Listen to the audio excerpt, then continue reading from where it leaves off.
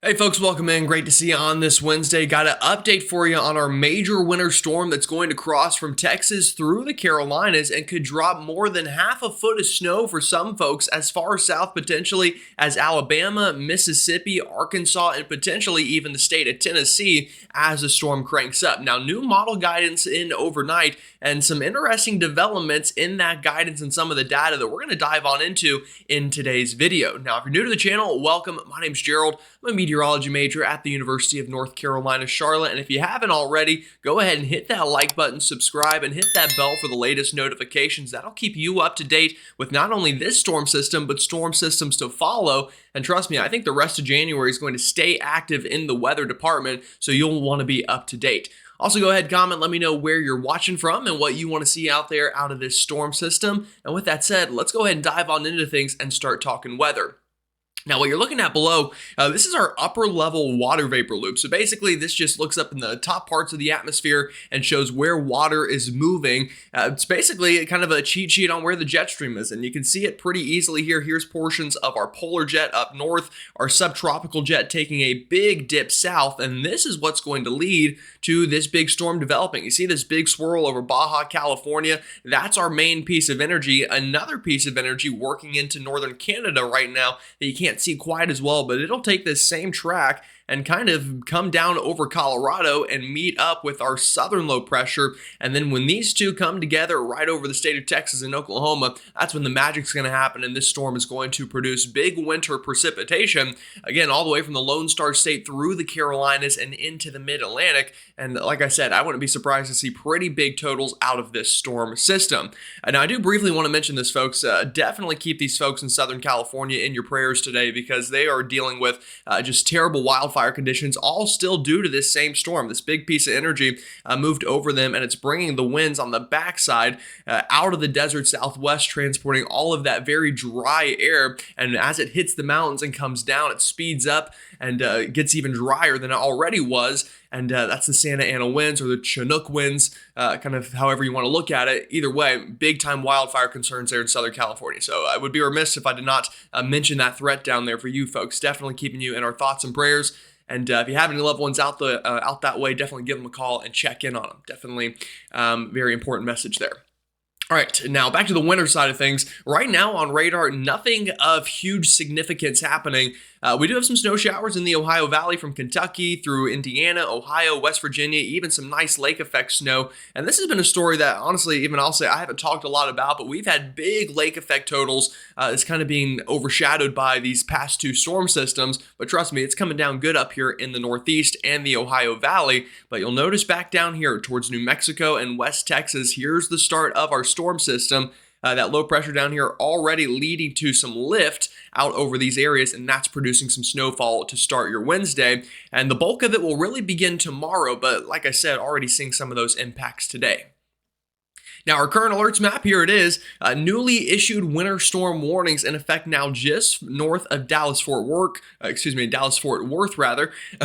into the Little Rock area, even into southern Arkansas, where we could see big-time snowfall totals. Also, these winter storm watches being expanded through the entire state of Tennessee, northern Mississippi, northern Alabama, North Georgia, including the Atlanta metro, who could get their first measurable snowfall in nearly 3 years, and then even extreme western North Carolina and southern Kentucky now in the bullseye. And you can imagine that this will get extended further east into the Carolinas and Virginia before the day is over. But the kind of tricky thing about the forecast is that area. And we'll talk about that later on. There's some interesting things happening above our heads in the jet stream that could kind of play havoc on the forecast in that region. And we'll get there later on in the video. Now, this is brand new, hot off the press from the Weather Prediction Center. This is our Winter Storm Impact Index. You might remember this from the last storm if you were watching them. Extreme impacts potentially expected here in and around Dallas-Fort Worth into extreme northern Louisiana for that mix of ice and snow. And this changes depending on the location. So this storm, if it were 500 miles north up into Iowa, then this would probably be more of a minor to moderate event. But since it's further south in an area that can't really equip it as well, we're getting major to extreme impacts through Louisiana, extreme northern Louisiana, that is, really north of the I-20 corridor, and then through much of southern Arkansas, through the Dallas-Fort Worth area. And you notice not a lot further east. It's just because it's not quite in time frame frame yet. This goes 3 days out, so not fully getting the whole storm there from Charlotte over to Raleigh, but you can kind of see how this is beginning to work that way with those big time impacts expected out of this storm system.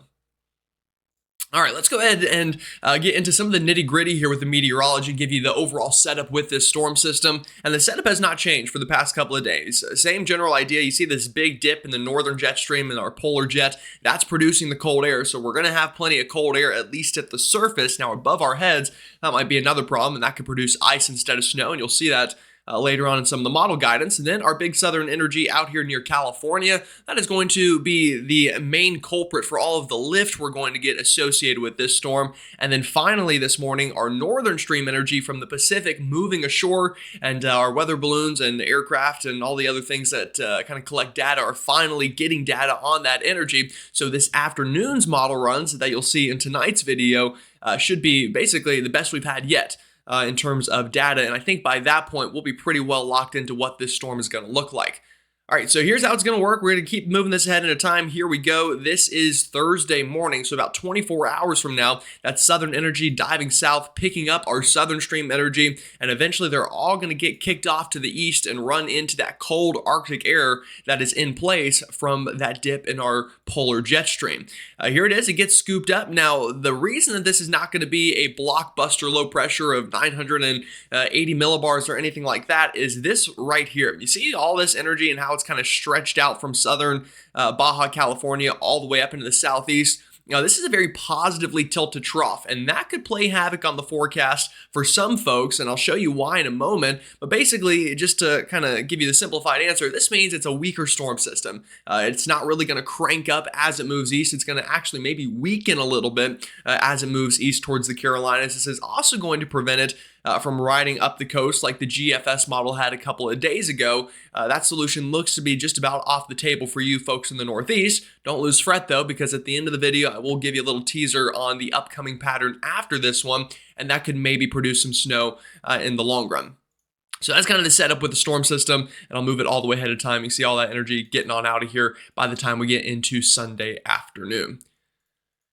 All right, let's break it down region by region. We'll start in the southern plains, and today, all clear. This is our latest NAM model, finally in range, and I think doing an all right job of depicting the storm. Here we go. This is overnight tonight, and by the time we're waking up tomorrow morning, about 7 a.m. Thursday, you'll notice some light ice showers. That could be freezing rain, sleet, maybe some snow mixing in there into West Texas by, again, tomorrow morning, and the time right above my head, so you can definitely look at that at any time for reference. Now, we'll keep on moving it ahead, and this is tomorrow afternoon, right around 2, 3 o'clock. I think this is when the bulk of the precipitation moves in, and I do think the model is underdoing cold air just a little bit. You see how this rain is getting all the way up here? I think right into this region where you're seeing rain, it's probably going to be more like ice. I definitely think the models are underdoing the cold air at the surface, at least. Now, they're probably about right in the upper layers of the atmosphere, but at the surface, they're underdoing it just a tad, I think. So do expect some icy mix in Dallas-Fort Worth as the storm begins. Snow in southern Oklahoma. Notice some snow back into New Mexico and the panhandle of Texas. And all this continues to ramp up overnight, Thursday into Friday. This is about 10 p.m. Look at the state of Oklahoma. Loving the snow here from Tulsa over to OKC. Little Rock beginning to get in on that snow. And this showing, again, rain in Dallas, I think it'll probably be more of a wintry mix in here. I do think that cold air is going to hold on longer or be a little bit stronger than the model suggests from that I-20 corridor north, from northern Louisiana into southern Arkansas and into the Dallas-Fort Worth area. But a lot of snow to the north into Oklahoma, into the Little Rock area, back towards much of the state of Arkansas, even the Ozarks of Missouri seeing some snow overnight Thursday into Friday. We'll keep this going, a big burst of snow, and this is going to accumulate quickly. It'll be cold at the surface. We will not have problems with this sticking. It's always something that people say in the South is it'll snow, but it won't stick. Well, it's going to stick this time. I can guarantee you that. And by the time we're waking up Friday morning, big snowstorm continuing into much of Arkansas, getting into Memphis, extreme northern Tennessee, portions of Alabama. And on the back side of the storm, I think we're going to change from some ice or rain in Dallas-Fort Worth to a quick burst of snow that could accumulate as that cold air catches up to the storm system. And by the time we get to later Friday morning into the afternoon, all clear through Texas and clearing out through Arkansas by Friday evening.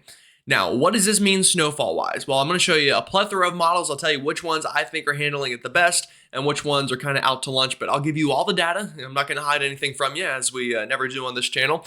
All right, this is the latest European model, and by the way, this is total snowfall Kuchera output. So this is not a 10-to-1 ratio. Generally, the rule for snow and meteorology is for every inch of rain you have, or what would be rain that falls would be 10 inches of snow. In the south, that normally doesn't happen. So we'll use the Kuchera output, which kind of limits it. It's more like an inch of rain is about 7, 8 inches of snowfall. And that's kind of what this model does. It takes into account ground temperatures and the dendritic growth zone, which is basically where snow forms, how deep it is, what kind of flakes or what kind of crystals are going to fall. It takes into all of the fun meteorological kind of nitty-gritty stuff that we don't need to talk too much about. But the European model, I think is doing a pretty good job here. It's got a big burst of snow from Little Rock to just north of Dallas-Fort Worth and into extreme south eastern Oklahoma with 1/2 foot to 8 inches of snow. I think that's very likely. I think somebody in that region, especially out here towards Little Rock, maybe just south of the city, is going to get that big swath of snow right through south central Arkansas. I think that's a pretty realistic scenario. The GFS model below, a little bit further north and a little bit more precipitation, kind of closer to what I just showed you with the NAM.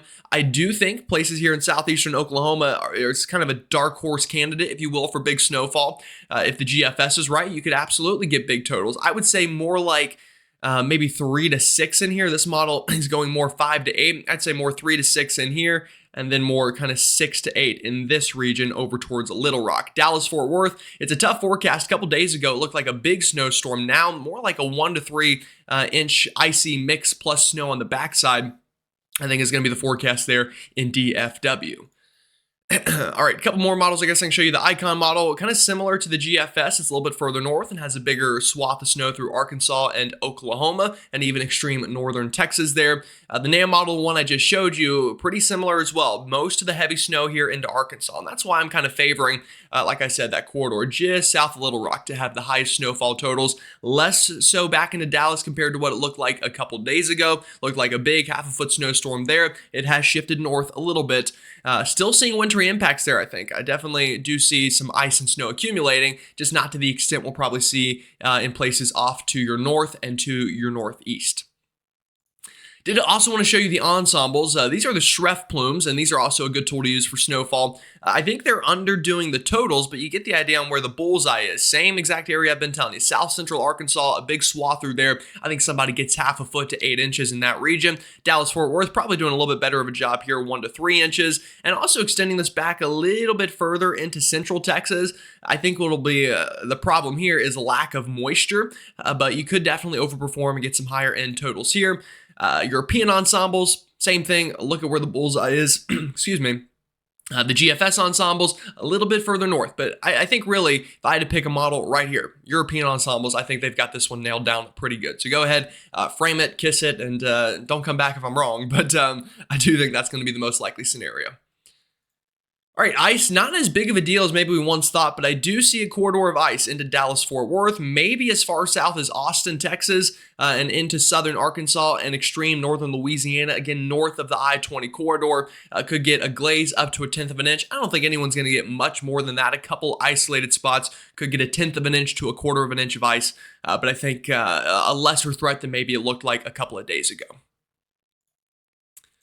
All right, let's move it east now and start talking about the southeast. I'm going to show you the RGEM model out this way. This is starting Friday morning, and this is a model I think that's actually handling the event quite well. And then after I show you the model, I'm going to get into some of the nitty-gritty meteorology on how this forecast could basically blow up in our face for portions of the Carolinas, which that's kind of the nice thing about YouTube on TV. They only have about 4 minutes if they're lucky during a winter storm to break everything down. Luckily, I got all the time in the world here to tell you how this could go wrong, so you cannot come back and complain if the forecast isn't exactly perfect. Obviously, constructive criticism is always welcome, but we'll talk about that in a second. All right, so Friday morning, here we go. Once again, time right above my head. You can see the snow and the ice and everything back out west. The purple is freezing rain. The pink is, the purple is sleet. The pink is freezing rain. And that blue is all that beautiful snow that you want to see. So I think Friday morning, we're going to get a burst of snow or sleet or a wintry mix pretty far south, maybe as far south as Montgomery, Talladega, definitely Birmingham, Atlanta, and points north. going to see that quick burst of snow. Back out west, the storm's already been raging for a little bit here into Memphis and northern Mississippi, and we kind of talked about those areas a little bit previously. Now, here we go, later Friday afternoon. This gets us right to noon. Atlanta, a quick burst of snow, sleet, maybe a freezing rain kind of mixed bag is going to begin to accumulate pretty quickly. The ground temperatures are going to be cold. The air temperature should be cold enough for accumulating whatever is falling from the sky. And we'll move this further ahead into Friday afternoon.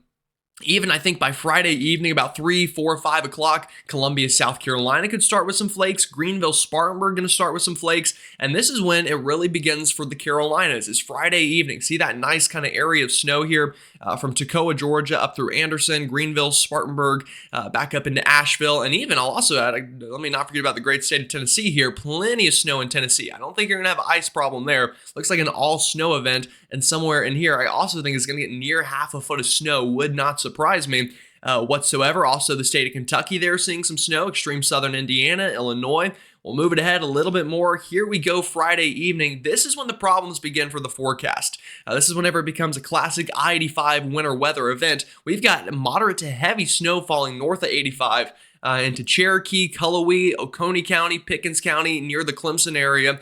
But south of there, we've got an icy mix beginning into Columbia. Whatever quick burst of snow you had, likely pretty quickly changing to sleet or freezing rain by the evening. Still holding on to snow, starting to fall down pretty good into Charlotte. Rock Hill seeing some snow begin. And then it's the overnight hours. That sleet and that freezing rain push north, and I think just about the entire state of South Carolina, outside of extreme northern sections along the Highway 11 corridor, going to change over to that sleet or freezing rain. Probably more likely sleet that far north.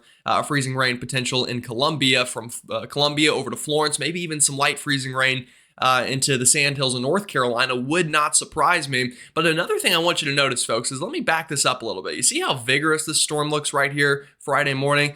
As I push it ahead and we get overnight into Saturday, let's pick Greenville, South Carolina, for example. Light to moderate snow begins to fall about 4, 5, 6 o'clock.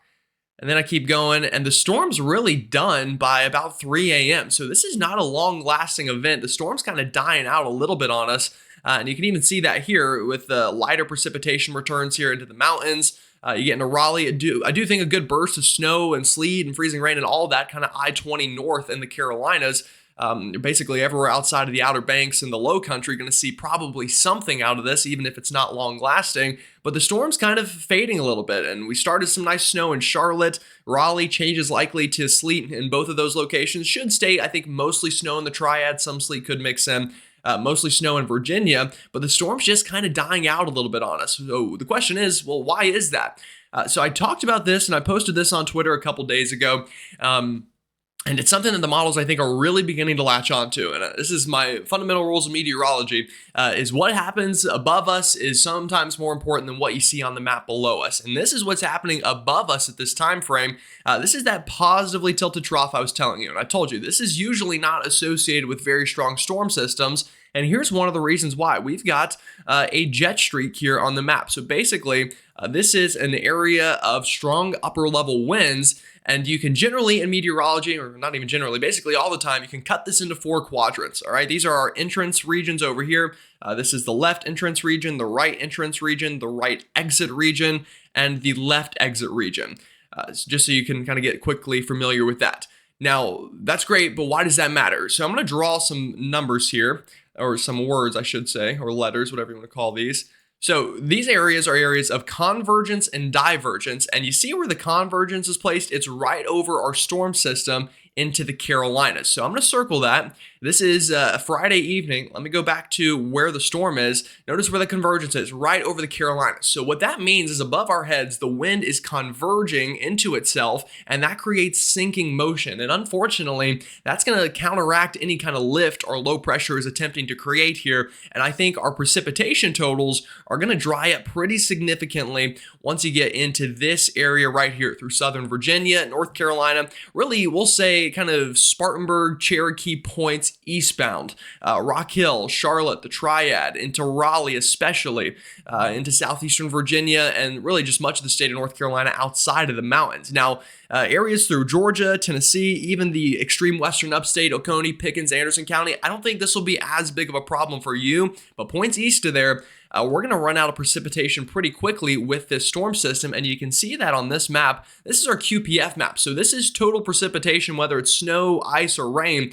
on the European model. And the key here on the right-hand side, you notice back here into northern Mississippi, South Tennessee, Arkansas, into North Alabama, they've got about an inch or so of total QPF to work with. You get to Charlotte, I mean, we've only got like 2/10 of an inch. Same story for Raleigh. And if only a tenth of that falls as snow and then another tenth is ice, that's a pretty light winter weather event for areas really far east. Now, like I said, Mississippi, Alabama, Tennessee, North Georgia, Arkansas, your forecast has not changed. Still expecting big snow that way. And I wouldn't even say the forecast has changed out here. I was never expecting big totals. I told you 2 to 4 along 85, 1 to 3 out towards Raleigh. I still am going to stick with that forecast, but just know this could become a problem for Greensboro, Charlotte, Raleigh, really the entire state of North Carolina outside of the mountains. Like I said, I think Pickens, Clemson, Anderson, Greenwood, back into North Georgia and into Tennessee, less of a problem there. But you get east of there, this could become a concern for snowfall lovers, and you can see it well on the models.